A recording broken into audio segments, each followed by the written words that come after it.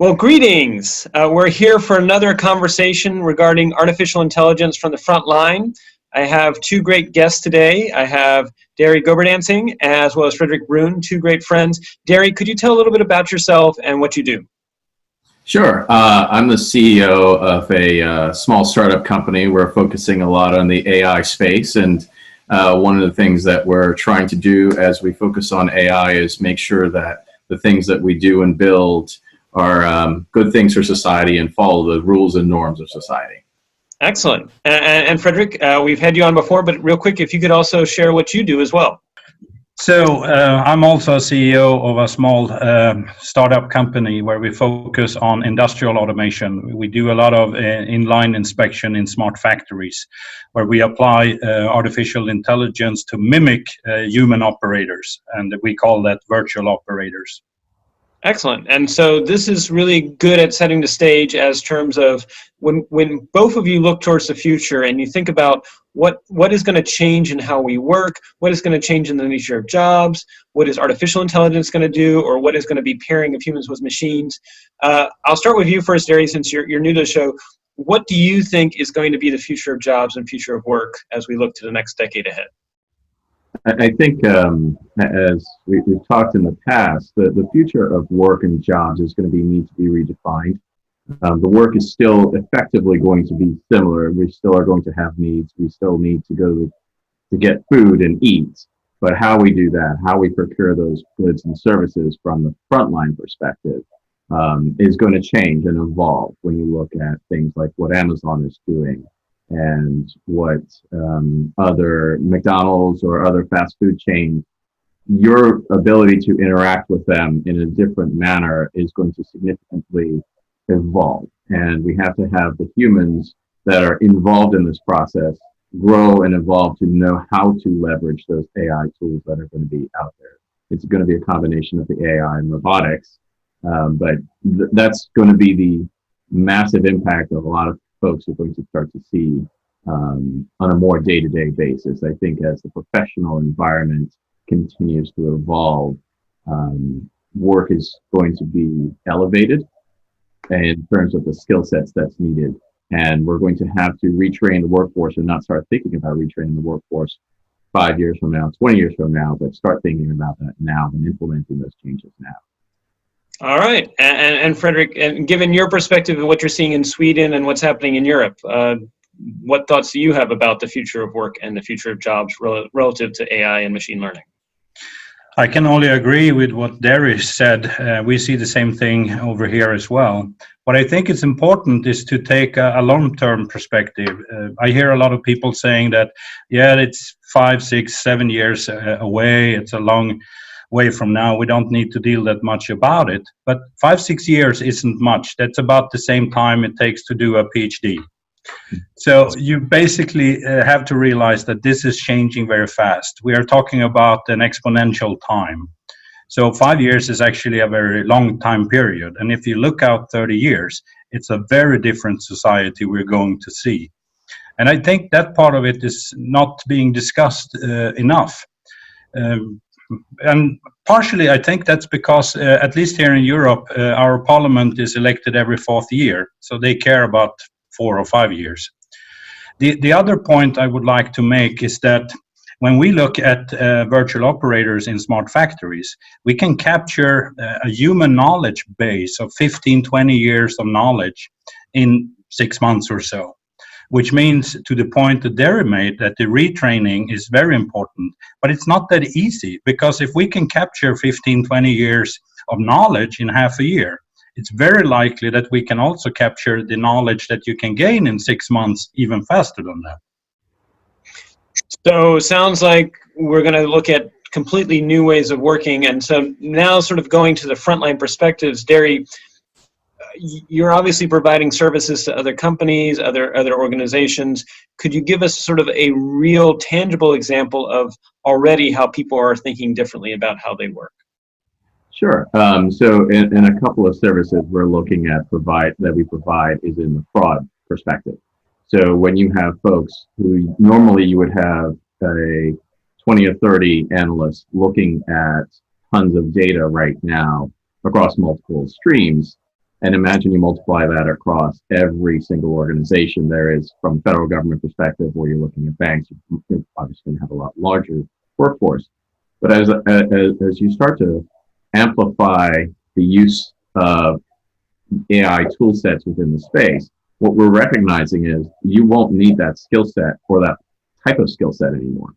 So on the front lines perspective, those folks are being affected. And one of the things that, as the first thing I started in the conversation was, I can build this for you, but I need you to think about it. Is this the right thing you need to make happen? And if you're going to do that, what is your plan for those folks? Because you're effectively putting probably about 20 or 30 people out of work. So how are you going to plan to evolve them and have them work within this new tool set or give them the new skills necessary? That's one of the areas. One of the other areas that we're supporting is in the policy side. So we're actually evaluating policies and looking at data-driven perspective and letting the machines derive some information from the data itself instead of creating a random policy. It's going to be more data-driven. And what we've seen so far is it's going to have an effect a lot on how people are evaluating things and what kind of skill sets they're going to need to teach in the future. So if you just went to school to create policies, that may not be the case anymore. You're going to have to redefine that career path. And you know, as you said, you know, doctorate takes 5 years. Well, I'm thinking about someone in high school now. What happens when they go to school and their traditional Bachelor of Arts or Bachelor of Science degrees have now to be completely changed? Because we need to start thinking about when my kid goes into the workforce, and when she comes out, you know, 20 years later into the actual workforce, what's that going to look like for her? So we need to start thinking about that and having that dialogue today, as you said. So Frederick, you're nodding your head in agreement. Could you tell me a little bit more about what you're thinking as well, based on what Derry just said? He hit the nail. That's exactly what we need to talk about. What kind of workforce will we have? But I think also at some point we need to discuss the meaning of life. So will we have a workforce, or will the basic income ID come back? It's a tough question, because if I look at the labor force here and also the school system, a lot of the education that we do today, at least in Sweden, is focused on areas that will absolutely be automated. And I don't see any trends of shifting that undergraduate education to areas that will probably not be automated. Tell me a little bit more. Can you tell me a little bit more about what areas would you recommend right now if someone was in elementary school? What things would you start training them on now so they could be a little bit more adaptable for the future ahead? It's always a jeopardy to say something about that, but I would guess that project leader is something that will be around for a very long time. There will always be projects that will be implemented, so that's probably a good guess. And also to focus a lot on team management, the human side of skills, combined with project management. Excellent. And could you see a future where possibly the team management and project management is not just managing humans, but possibly humans plus the machine, and actually having some interactions between them? Absolutely. I'm very certain that that's where we're going to end up. So you are going to have a very open mind, not just human and machines. At least in Sweden and in Europe, we're seeing a lot of new constellations between humans as well.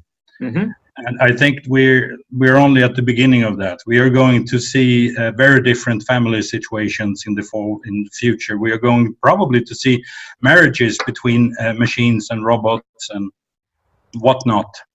Which already in Japan, apparently they've already set the precedent, as Japan is prone to do in that space. But I agree. And Derry, you're smiling too. So tell me some more of your thoughts as a frontline CEO that's looking at some of these things happening. What are you thinking? So while I'm not going to be purporting and pushing out the concept of marriage to the intelligent being there, I agree that if you start looking at the sci-fi movies, those things do predate reality. So I agree with you there. That is going to be something continued. But in terms of handing off to AI solutions, in fact, I just had a conversation this morning with some of my folks, and I said, okay, you're going to handle this piece, you're going to handle the other person's going to handle that other piece, and we're going to handle hand off this part of to the AI solution, and then about the end of the couple of hours, end of day, let's all get back together and have that conversation. Obviously, AI in this, but we didn't ask it to do any conversation. It spits out the data, right? So it's unconsciously we've already started that process, right now. So that's a good thing, but in terms of it just became seamless. But it's a bad thing in that we didn't think about it. For now, what does that mean? Who did we just replace along the way? And thinking about the future of work, I think it's going to be an interesting challenge when, after a while, what happens when you automate the delivery of products, when you no longer need someone to drive 18 hours a day? What happens when those things are going to be different? For instance, one of the projects we're working on from a drone perspective is putting out some drones out on the front lines, being able to manage and monitor forest fires or emergency management situations, or other forward deploy situations. What happens to the people who would need to be there, right? Are we replacing the tens or hundreds of folks who would normally go into that situation? There's a very good likelihood. So what are we doing to, it's the question of, how many of those folks are going to be needed after a while, right, to do that particular work? And that's the challenge, I think, as we start to go through this. And as part of what we're thinking of is if we're going to replace something, we're going to propose a solution. What should be taking place for that replacement, right? It's not just rip the Band-Aid off and, oh, I'm sorry, I didn't really care about your particular life situation. We wanted to be more conscientious with regard to who is being replaced and what skills should they start to take place in that arena. So very deliberate, sort of almost like reforestation, that if a tree is cut down because now you're going to actually be automating that role or doing some form of deep learning or machine learning, then also making sure you have a way to replant that. And as we close to wrap up, I'm going to ask you both 30 seconds or less, if you had to give one recommendation to policymakers, whether they be in Europe, United States, or someplace globally, what should they be doing now to prepare for the next 5 to 10 years ahead?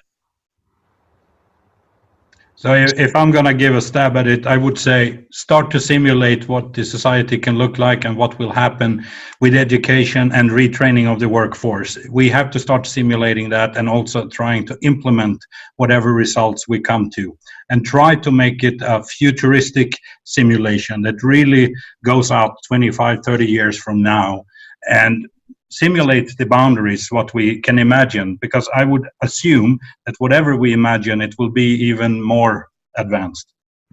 Excellent. And Derry? I 100% agree with that. There is no question that you must do that simulation, and I think hopefully get out of if ever so possible, get out of the cycle of just getting to be reelected and have a difficult conversation with your constituents and recognizing that things will change for them. If you want to do really great things for them, start engaging with them today and having that realistic dialogue to prepare them for that future. Don't sugarcoat it. Well, and if I could, greetings here from Canada at the moment. I'm here in Edmonton with the Singularity University Summit that's happening. And one of the conversations we were just having yesterday is there is, exactly as you said, there's a lack of a non-dystopian narrative of what the next 5, 10, even beyond 20 or 30 years looks like. And in the absence of that narrative, people are confused. People don't know, should I be excited about the future? Should I be terrified? And I actually agree 100% that whether it's a job of just policy folks, and I actually think it's more than that. I think it's a job of both of you as CEOs, jobs of nonprofits, of academias, what we do at the People-Centered Internet, to try and help show that non-dystopian narrative, and even more so, almost kind of like a World's Fair or almost a Disneyland for the future, which is, can you show and let people experience what the future might look like so they can then figure out how they want to help make it happen and be much more deliberative in where things go. So with that, both, I want to thank you both, Frederick and Derry. It's been great to have you on this conversation. Look forward to doing it again, and wishing everyone a wonderful rest of their week ahead. Thank you both. Thank you. The same.